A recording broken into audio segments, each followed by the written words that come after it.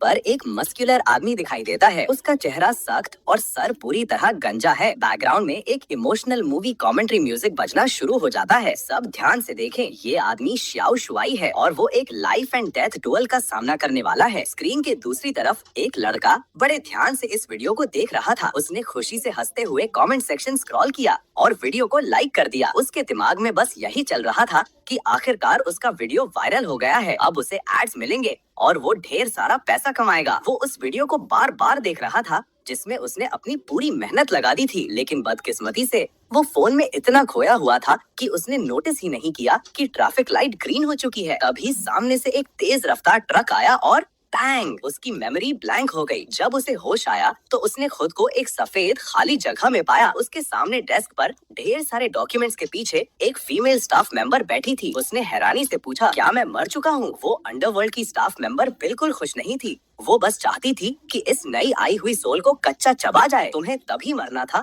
जब मेरी शिफ्ट खत्म होने वाली थी। इडियट। उस लड़की ने उसे एक ठंडी नजर से देखा। उसकी आंखों में कोई इमोशन नहीं था। फिर वो धीरे से बोली, तुम्हारे वीडियोस ने लोगों को काफी एंटरटेन किया है, इसलिए तुम्हारे मेरिट पॉइंट्स स्टैंडर्ड से ज्यादा हैं। तुम्हें रीइंकार्नेशन और ट्रांसमाइग्रेशन का एक चांस मिलता है। ये सुनते ही अवे का चेहरा खुशी से चमक उठा, बिल्कुल मूवीज की तरह। उसने जोश में टेबल पर हाथ मारा और पूछा, क्या मैं अपनी मर्जी से चूज कर सकता हूँ? स्टाफ मेंबर को अब कोई दिलचस्पी नहीं थी। उसने अपनी आंखें बंद की और खुद को शांत किया ताकि वो गुस्से में इस लड़के को मुक्का ना मार दे। उस रैंडम सिलेक्शन बटन को मत दबाना। लेकिन उसके बोलने से पहले ही उस शातिर लड़के ने बिना हिचकिचाए बटन दबा दिया। लॉटरी बोर्ड पर क्लिक क्लैक की आवाज आई और फाइनली वो एक जगह हो चुकी थी। उसने राइट साइड में एक सफेद दरवाजे की तरफ इशारा किया और सपाट आवाज में कहा, अगर ड्रॉ कर लिया है तो दरवाजे से निकलो। असल में वो अंदर से बहुत बेचैन थी। उसे जल्दी घर भागना था, लेकिन ऐसे टाइम पास करने वाले लोग उसे मिल जाते थे। अगले ही पल वो लड़का तेजी से दरवाजे के पार गायब हो गया। स्टाफ मेंबर अपनी सीट से उठी।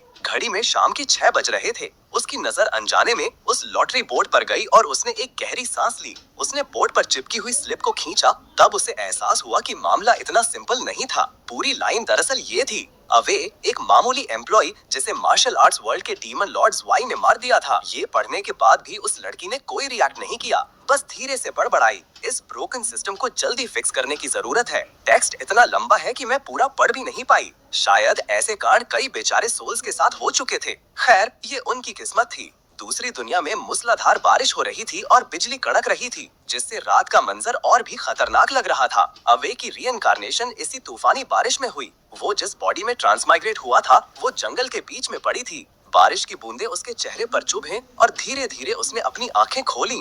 वो सोचने लगा कि ये कैसी जगह है, लेकिन अगले ही पल वो जोश में उठकर बैठ गया क्योंकि उसका सपना पूरा हो गया था।